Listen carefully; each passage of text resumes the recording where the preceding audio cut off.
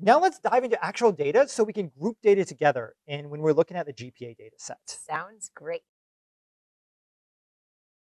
So as a quick refresher, the GPA data set is the data set of every single course grade given at most courses at the University of Illinois.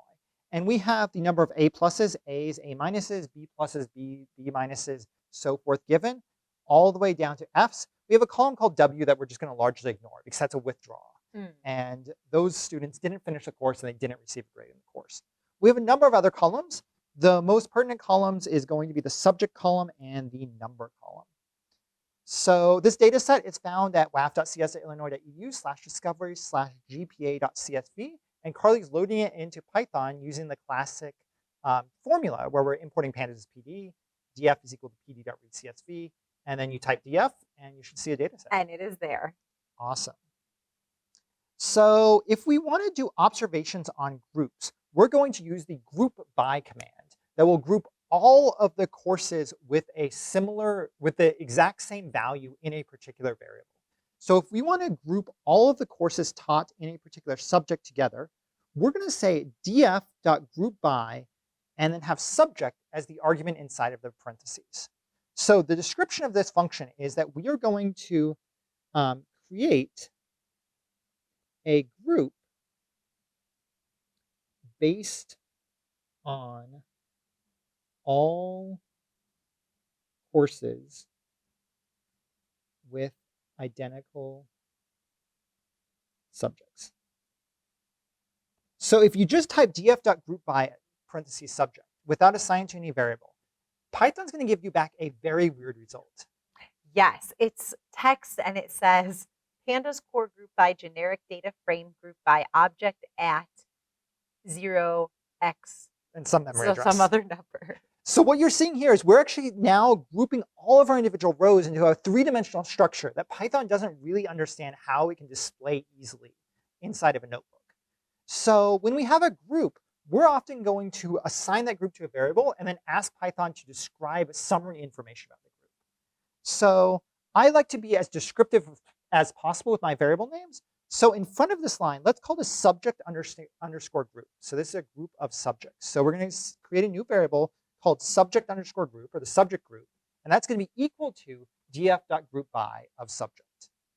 And let's ask how big is each group inside of our group by.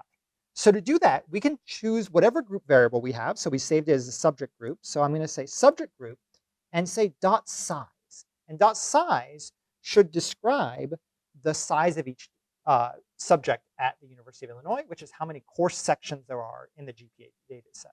And Python gives me each subject and then a number for the size. So for the first course, the first department is AAS, and there are 179. So there were 179 different sections of Asian American Studies courses taught in the GPA data set. So, and we can go through and it's going to look at what is the size of each group. So that is how many rows are being summarized together when we are summarizing everything by grouping by the subject. So there's 179 different rows of AAS. What's the second subject? The second subject is ABE, and there are 132. 132. So you can see the different size groups are going to be different sized. And just to really prove this, to make sure you understand exactly how it's mapping, I think it's interesting to see, what if we do a conditional and say df at df.subject is equal to, double equal to AAS. So this is a conditional that says we're going to see where the subject is equal to AAS.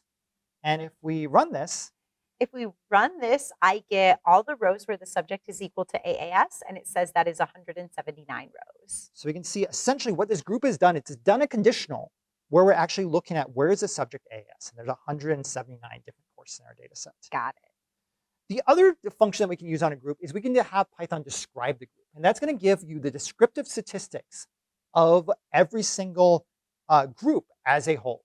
So if we use subject group, which again, the name of the group by that we defined earlier, and we say dot describe, this is going to have Python describe basic statistical properties about each individual group. So what do you see, Carly? There we go. Python was a little slow on that one. So I see for every single subject, I see the count.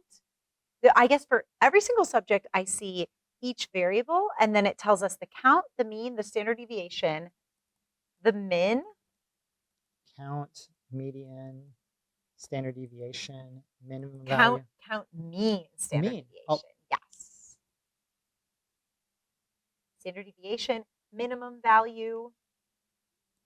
Something that says 25%, 50%, and 75%. Oh yeah, 25, a 50, and a 75. So those are your quartiles. So the 25th percentile of data, the 50th percentile of data, the 50 we could also call median, and the 70th fifth percentile. And the last one is the max. And the max, which makes sense. So we have the minimum value, 25th percentile, 50th percentile, 75th percentile. And you said that took a little while to run. Yeah, so that's for the year. And then it gives all of those statistics for the number. So for every column, it gives us those separate statistics. So if you were to go over, you can see in AAS, what is the count column for like the grade A? Let's see. So it looks like it was 179. So 179 indicates that there are 179 courses that has data for the letter A. So that means there's 179 courses where we have data for A. Let's look at mean. What is the mean value for the letter A? Mean is 11.7. 11.7. So that means on average, 11.7 A's were given in an average course taught in the AAS subject area, in the Asian American Studies subject area. And then let's look at the median. What's the value for 50? 10. 10. So the average number of A's was 11.7, and the median number of A's were 10. And then, just out of curiosity, what's the max value? How many A's did the largest course, or what was the largest number of A's given in a given course in AS? 47. 47. So I want to be in that course. So one last bit here is often we don't want to just look at every single subject by itself, but we may want to look at groups that contain both all of the subjects and numbers. So we might want to group all of the sections of Stat 100, for example, together and explore that data together. So we can group by, and we can group by just a single value if we put just that single value inside the parentheses, or we can use a list notation and use a square bracket and list multiple values that we want to group together. So for example, I may create a new subject group, and I can say subject group is equal to df.groupby, open my parentheses, have a square bracket subject, comma, number, and then close my square brackets. And that's going to group not just by the subject, but it's going to group unique combinations of subject and number together. So all of Stat 100 gets grouped together. All of CS225 gets grouped together.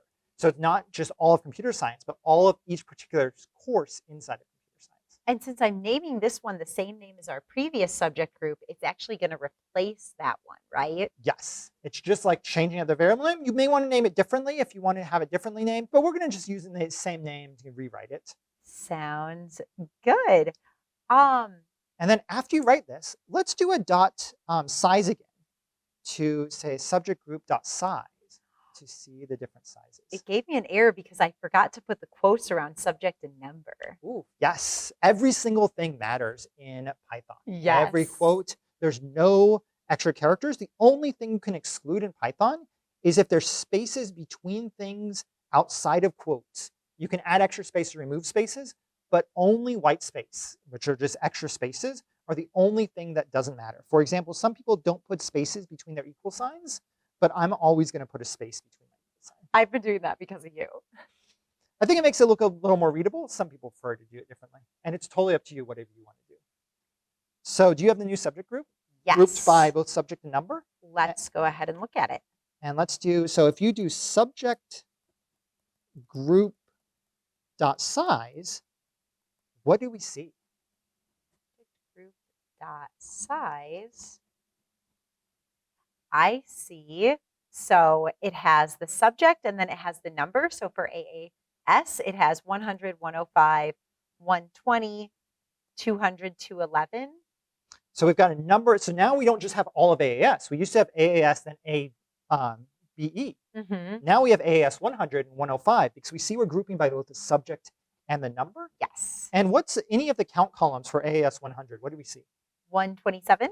So 127. So almost 2/3 of all of the sections taught by AAS is that AAS 100 course. Yup. 105 is 1. Oh, there's only a single section of AAS 105 that's in the entire GPA data set. So this is the exploration of how we can start grouping things together. And what we're going to go on from here is we're going to now dive into how do we perform analysis on these groups. So more on that soon. That sounds good.